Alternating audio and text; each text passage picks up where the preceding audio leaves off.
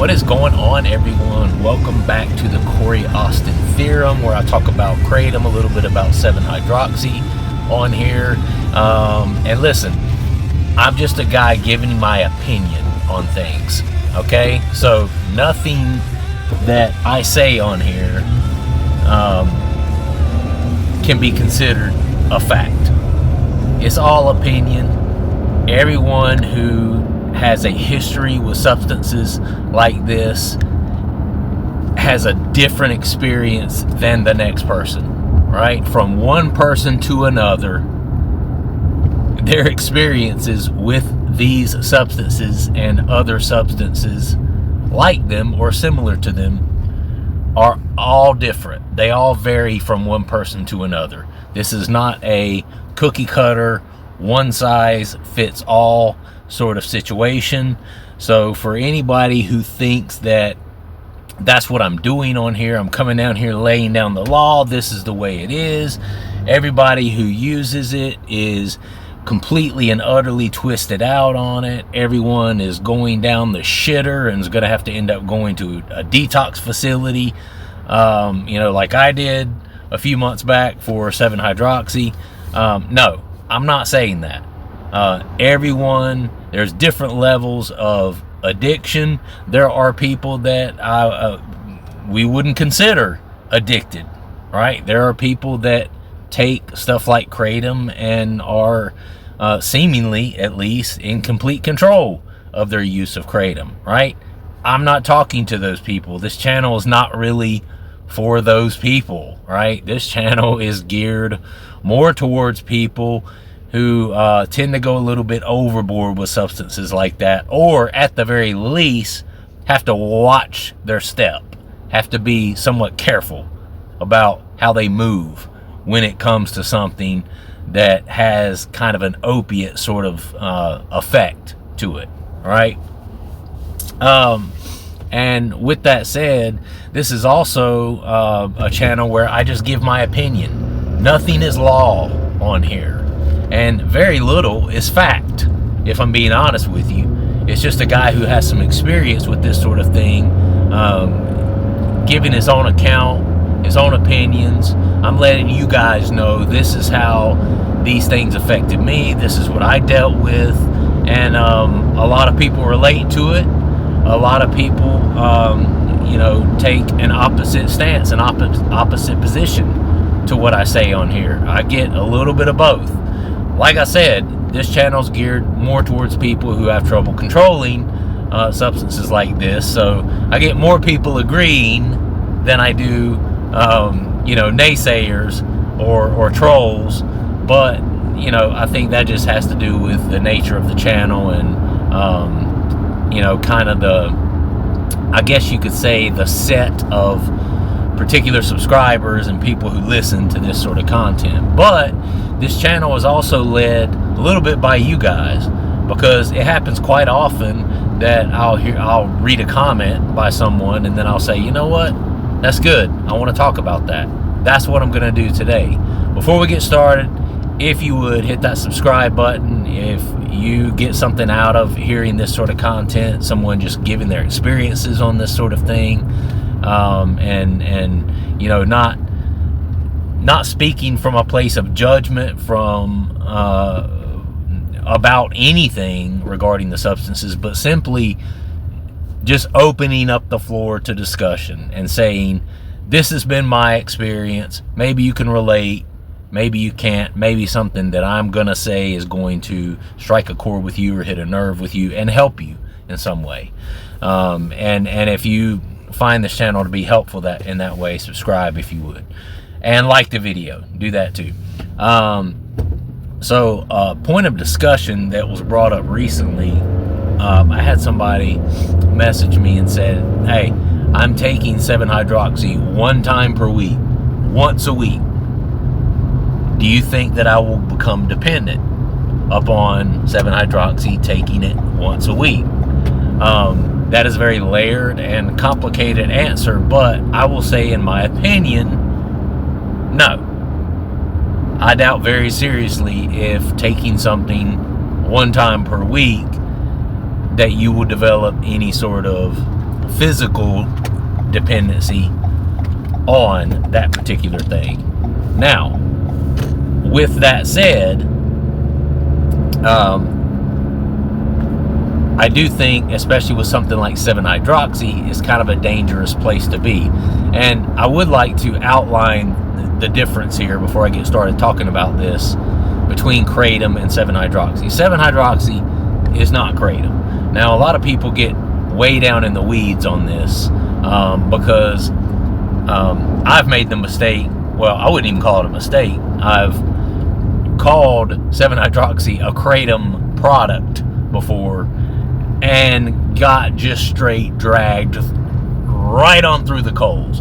It's not Kratom. You're on there spreading false information. That's fake news. It's not Kratom. It's completely different. Okay.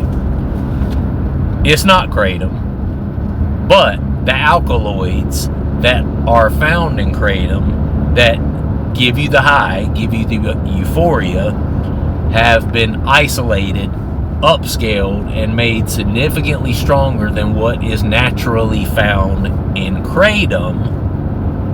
And then they've put it into this upscaled, much stronger product called 7-hydroxy. So when I say that it is a Kratom-based product, guys, we're splitting hairs here. That's just not a lie. That's the truth. It is a Kratom-based product. If I took something like, you know, if I isolated like an opium alkaloid from the poppy plant, right?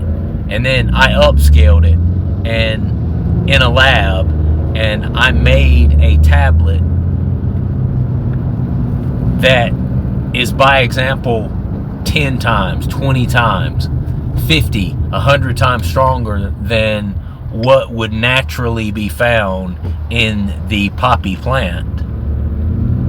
And then I marketed that, slapped a label on it, marketed it, and sold it to people. That would be an opium-based product, right? It's not opium. It's different than opium. It's more than opium, but it's still an opium-based product, right? These alkaloids that they're using in 7-hydroxy, although way stronger and more potent than what you would find in the Kratom plant itself, still, what they're using in it to get you high comes from the alkaloids of the Kratom plant. And yeah, I'm sure they throw some other things in there to help kind of potentiate the effects of it and make the effects even stronger. I'm not denying that, but it is a Kratom-based product. But I wanted to talk about that a little bit because that's a great question. And it is a question that, in fact, is really difficult to answer. And I looked at, my response to it was, you're using it once a week, probably you're not going to become physically dependent on it doing that. But then I read a couple of comments where people were saying, just be careful. If I use 7-hydroxy more than 2 days in a row, on the third day, I already am having trouble sleeping the night after. I'm already like lower mood, lower energy, that sort of thing. And the reason is because this dopamine dilemma that I've talked about on this channel. This 7-hydroxy is so fucking strong, and it gets you so fucking high, right? Especially before you develop a tolerance and you first start taking it, it gets you so freaking high that your dopamine is way up here. Let's say this is your natural dopamine baseline right here. Well, your dopamine shoots way the hell up here. The higher your dopamine escalates and the higher your dopamine levels go when you take a particular substance, the more addictive that substance is going to be, right? So the equal and opposite of that, after you take that 7-hydroxy for a couple of days, is your body then overcompensates for the spike in dopamine by dropping well below. Your body goes, oh shit, this isn't normal. I shouldn't be having this much dopamine. Therefore, let's shut down dopamine production for a day or two until we get this shit straightened out. Because this isn't how I'm supposed to naturally operate. Alright, that's your brain talking. Alright, so it makes sense that if you stay on this cloud 9 for a couple of days where you're high as fuck, there's going to be a crash from that. There's going to be an equal and opposite effect of that high. It's called a crash, right? Now, this is absolutely going to be worse with something like 7-hydroxy than it is with just regular kratom, regular powder. Don't get me wrong. You can get yourself into a pickle with just regular kratom powder as well, especially if you're a person that takes high amounts of it. I've gotten there before with kratom powder to where I was taking a really, really high amount of it, and yeah, it was hard to quit. It was hard to quit. Was it on the level of something like 7-hydroxy or pain pills or like Percocet or Vicodin? No. It wasn't on the same level as anything like an extract either, like MIT 45 or anything like that. But it still sucked. It still sucked. But if you're taking a relatively small amount of something like kratom powder and you're not taking it every day, I imagine you could probably use something like that a few days a week, maybe even just once a day, and you probably wouldn't have too much in the way of physical withdrawals, right? I imagine the withdrawals will be more mental, more emotional, more just, I'm kind of in a low mood, I feel a little bit depressed, I'm lacking the energy, and the reason for that is because while you're taking it, you are spiked in your energy. And as far as your mood is way higher than what it naturally should be. Therefore, again, we go back to that equal and opposite reaction. You're up here, and when you suddenly stop, there's a crash from that. You know what I mean? Not to make a direct comparison, because alcohol is obviously way different, but you drink a lot one night. Once that alcohol leaves your system, the next day you kind of feel like shit, and you do get some of the same sort of effects. Obviously, I've never experienced a kratom hangover like with the headaches and being sick and stuff like that you do alcohol, but you do get some of the low mood, the lethargy, the just kind of in general mentally and emotionally feeling like shit the next day, right? But this is going to be different for everyone, right? It's going to depend on how much you're using of the kratom or the 7-hydroxy, how often you're using it, when you are using it, whether you're using it multiple times per day at the same time every day like clockwork, or whether you're just taking it sporadically, a little bit here, a little bit there, but then you'll skip a day or two, and then you'll take a little more, and then you'll have a day or two where you might, take it a little more heavily, but then you back off for a few days. All of that stuff matters. Whether you're a man or a woman matters. Whether you have a healthy diet matters. Whether you're sedentary or you exercise a lot matters. Whether you stay hydrated and drink a bunch of water or not matters. All of these things matter when it comes to how, kind of binging, as you would call it, on something like 7-hydroxy or kratom is going to affect you in the days to come.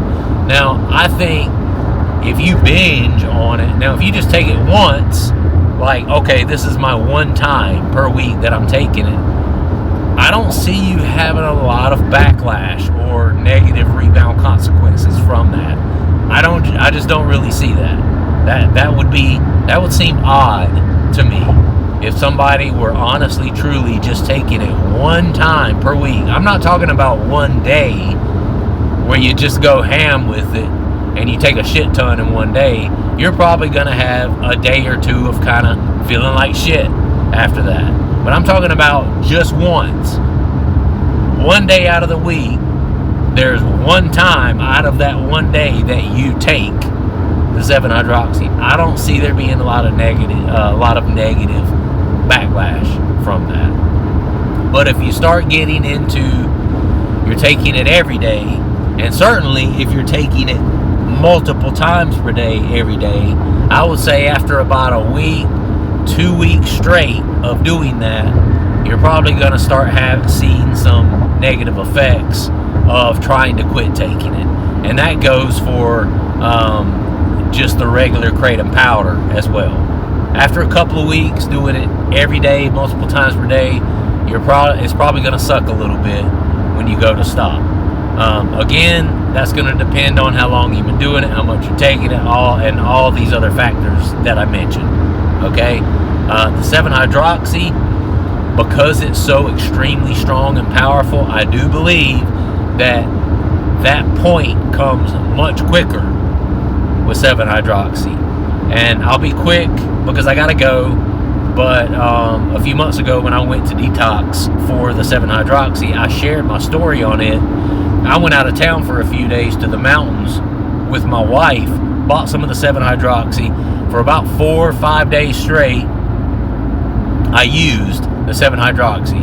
And I gave myself permission. I'm just going to use it as much as I want. I'm going to take as much as I want. As soon as I'm not high anymore, I'm going to take more. And I gave myself permission, idiotically, to do that while I was on vacation.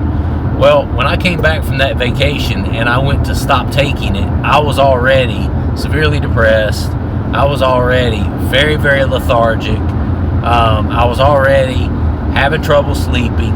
And that's what kind of sent me on this, I guess, stint, if you want to call it that, where I got hooked on the 7-hydroxy, right? So the 7-hydroxy, I think, because of how strong it is a little different.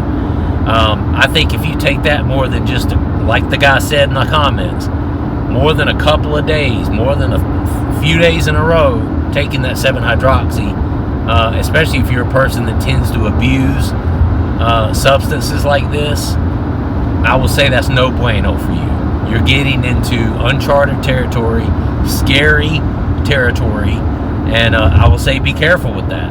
One time a week, you're probably good, but just be careful, because if you start getting any more than that, I think it could be bad for you. So that's kind of my thoughts on that. Appreciate you guys listening.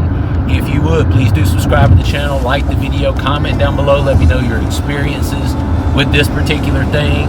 How long do you have to take consecutively something like Kratom or 7-hydroxy before you start noticing the negative effects of any sort of withdrawal after abruptly stopping?